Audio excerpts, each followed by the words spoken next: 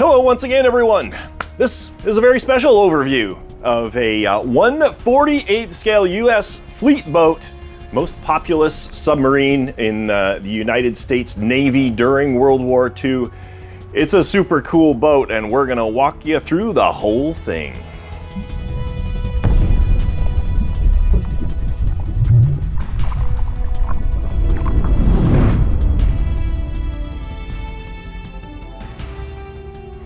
So this particular boat is rendered as a Balao class submarine, USS Archerfish. Now, the hull was originally 1/48th angle of Germany hull, and those originally when they come are actually a Gato class. And so we did some conversions with the top. The owner was not overly concerned with the details. He just wanted something that was going to represent Archerfish because there was some significance to it in his family history, and that is why we zeroed in on this. The angle hull is super robust. It's very, very tough. And while there's not a massive amount of detail, it looks amazing when it is out on the pond. Let's take a look at the inner workings of this boat, and what we're gonna need to do before we get in there is open it up, and there's two bolts. There's some thumb screws right here in the back, stainless steel thumb screws. We're gonna take this one out, and then we're gonna move up to the bow, take this guy out. And I want you to notice that really nice, thin, clean seam down the side of the boat. It's really, really good. To take it off, you just grab it, lift it up, and that is it. Doesn't get any easier.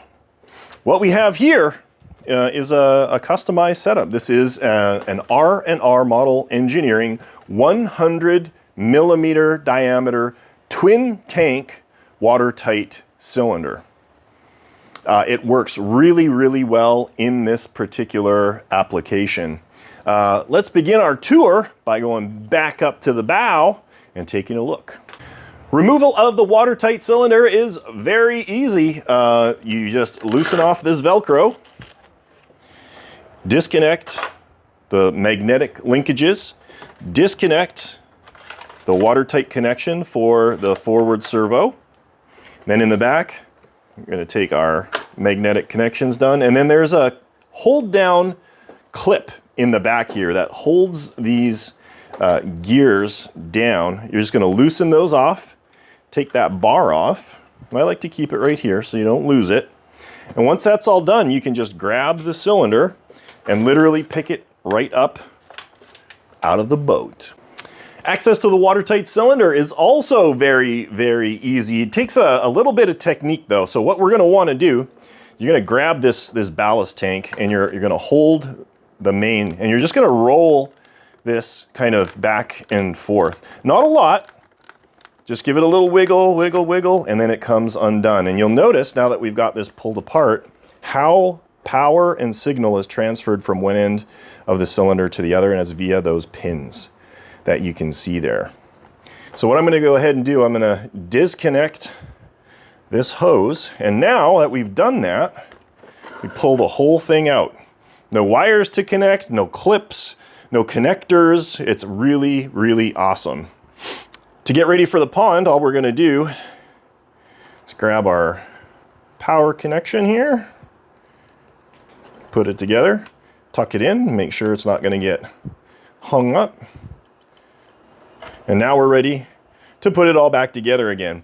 One thing I want you to note, since we're doing a little tour here, this servo is not connected to anything. It used to be the bow retract, but since we went to an external waterproof servo, was no longer needed, but it's there if you ever needed to use it. We have our remote on-off switch. We've got a big 6 amp lithium polymer battery pack in here. And then moving up in the other side, we can see our automatic pitch controller, receiver, 2 linear servos, one for your rudder and one for your dive planes. Your main ballast pump is right there. Speed controllers for the ballast pump, and twin brushless motors. It's a really slick system. So once that's all done, we're just going to slip this back in, and making sure you've got good alignment, what you can actually do is stand this up just like this, and then as you wiggle, put a little force on it. You just make sure that make sure there's no wires trapped, that your pins are aligned, and just slip it right down like that. Now the cylinder is all buttoned up, ready to go. Reconnect our air hose. Let's talk about the ballast technology that's used not only in this watertight cylinder, but all of the R&R watertight cylinders. So in this particular case, we'll take these isolated one at a time. So you have a water inlet on the bottom that runs through this pump. This is a two-way water pump. And then you've got an air inlet that comes in from the surface right here, down and then into the middle of the ballast tank. And the secret sauce here is if you look from the side, the pickup is about 3/4 of an inch down from the top. So there's no way to completely vent all the air from this ballast tank. So to dive, turn the pump on, the air is pushed out the air hose and out to the surface. So you lose all that air. You're under the water, and then if you're completely submerged, this is actually connected up to a little float valve in the conning tower of the boat. And we'll show that to you in a moment. But when the boat is submerged, the valve is closed. So when you reverse the pump, start pumping water out of the ballast tank, it can't pull any air in to replace it. So what happens is the big air bubble that's trapped in here expands under vacuum. And the model becomes positively buoyant, surfaces, the snorkel breaches the surface, opens, and then the air pressure equalizes and you can surface normally. In this particular situation, you have not one of those systems, but you have two completely separate and yet integrated ballast systems. So you have full control over the trim of the boat, and we'll show that to you in the transmitter here in a little bit. But now that we have this all put together, let's throw it back in the boat. So installation of the watertight cylinder, of course, like all the other things, is very easy. We're going to match up our gears, just kind of keep them there, drop it down into the little saddles. That's all done. Grab our Velcro through the hole, tighten it down. Take our connection for our retracts, connect that, tighten this down. Grab the linkage for our forward dive planes, and these, I love how it just snaps in place. Snap.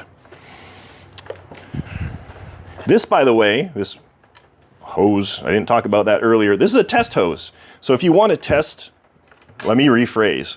When you test your cylinder before you go out to the pond, you drop this in the bathtub, uncap the end of it, blow into it, and if there is any compromise in the water integrity of the watertight cylinder, you're going to see bubbles. You don't go to the pond if you see bubbles. Going to the back here, what we're going to do is put our clip back on, and this goes over these bushings and it locks it down. Without that, when you go into reverse, the cylinder is going to want to lift up and you'll end up jumping gears, which is not super cool. You also want you to notice how strong these magnets are. They really, really want to connect together. So that is all you need to do to connect all of the linkages and everything together. Let's fire this thing up and show you how it all works.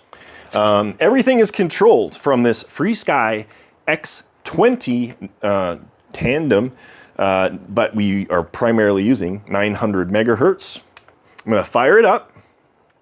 Welcome to Ethos. Throttle not idle. So now we've got our main screen. Everything's on a remote switch. We're going to turn it on. You can hear it going through the startup routine there, and now we have full control of our boat. Let's start at the back. Let's start at the back. We got rudder.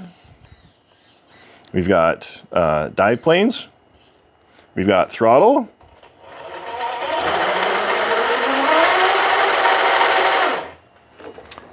We've got individual control of the ballast tanks, and these are on the outside switches here. So you've got your forward and aft tanks. You can hear them running. Now, it's kind of a pain, you know, to work both of them. You know, I don't know what switch it is. With those, you have individual control over each tank. But if you want to simplify things, it's also linked to this large switch right here. So when you put this down, both tanks will at the same time begin filling. Just like that. Now we can go up into the front here. The control for the bow retracts is on the large switch on the back of the unit right here. And this is set up on a nice, slow retraction and extension via this waterproof servo. Now everything is extended. We've got control over our forward dive planes. And then we can retract them back again. It's the beauty of these radios, I can actually set the extension and retraction rate. And it could be different for extension as it is for retraction or whatever we wanted to do. It's a ton of customization. Now that we got all that done, I'm gonna go ahead and turn everything off. And we're gonna take a look at this hull. I mentioned this earlier. If we take a look up underneath, we've got that float valve mounted up in there. And this hose is what connects to your air inlet, right here, just like that. So you'd connect that back together again, and then slip the top on the boat. Now, I am going to say it's a little bit tricky. That razor line that we got earlier on, it requires a little bit of work to get going. And this is the secret sauce that I discovered. What you're going to want to do, get the far side of the boat in. Get that far side lip in the boat. And then starting at the front here, you're going to just start working this lip into place, kind of pushing it down as you go. And then what you'll find by the time you get to the back, it'll kind of just jump into place. And you got to work back and forth a little bit. But there you go. So it's in there. It takes some practice. You know, the first couple times out of the lake, you're going to be cursing. People will be looking at you. Practice it at home a couple of times. All right? And you can come up here, just look down, make sure that your alignment is good in terms of the hole. Put your bolts back in. You're ready to go out on patrol. Transporting the boat to and from the pond. Now, the owner's going to actually have a transport crate that he could elect to bring to and from the pond. It's actually right behind you, right there. And that'll just ensure that you're not going to damage the boat. These fleet boats have a lot of greeblies on them. We got railings, you know, we've got rigging, we've got guns, we've got periscopes and masts and all sorts of things that just love to get knocked off, particularly when you're loading and unloading on your way to and from the pond. Just a quick note, another benefit of this Engel kit, you know, versus especially, they drive me nuts, the little 70-second Revell Gato kits. The railings and guns are so incredibly delicate on those things. If you breathe on them, they will break. These are all solid 16th inch brass. Like you could, I'm not gonna do it, but you could probably pick the boat up by these, and it's all over the boat. It's a very robust model, and that is exactly what you want in an RC craft. You might give up a little bit of scale fidelity, but man, oh man, you'll always have your railings. All right, at the pond, it's not a speed demon, but it does get up and move, and I would say it's at a very scale speed. Looks beautiful on the water, cuts an amazing profile. great silhouette as it moves through. Turning is actually pretty good. And as you can see, this rudder is gigantic. It's huge, as are these dive planes. Now, they could be slightly oversized. I'm not entirely sure if they're exactly to scale, but of course, a little bit more surface area gives you a little bit more performance in pitch and yaw. One thing that we did find during operation is these dive planes may actually be a little bit too effective at controlling the pitch of the boat. Reason being, when you put this into, for example, full rise, it drops the stern as it's supposed to, but you can actually get the boat up almost at 45 degrees. So what I would actually recommend to the new owner, play with the settings. You have to learn about how you like to operate your submarine depending on your experience and your habits. But I would probably dial down the throw a little bit and actually reduce the effectiveness of those stern planes a little bit, and it'll be much more controllable when you're operating it. Submerged operation is really, really good. It's easy to keep at periscope depth. Again, precisely what I was saying, get that pitch knocked down a little bit in terms of the sensitivity, and it'll make things a lot easier for you.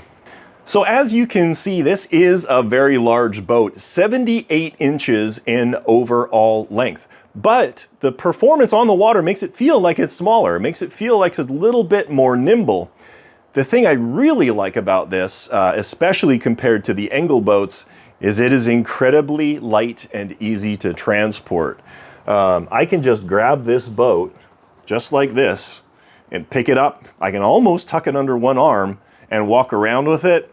I'm gonna guess this probably weighs 30 pounds maybe, something like that, as compared to an Engel version that may be 70, potentially 80 pounds. So much, much easier to transport, pick up, move around. It's a really, really nice boat. I'm excited to have had the opportunity to work on it.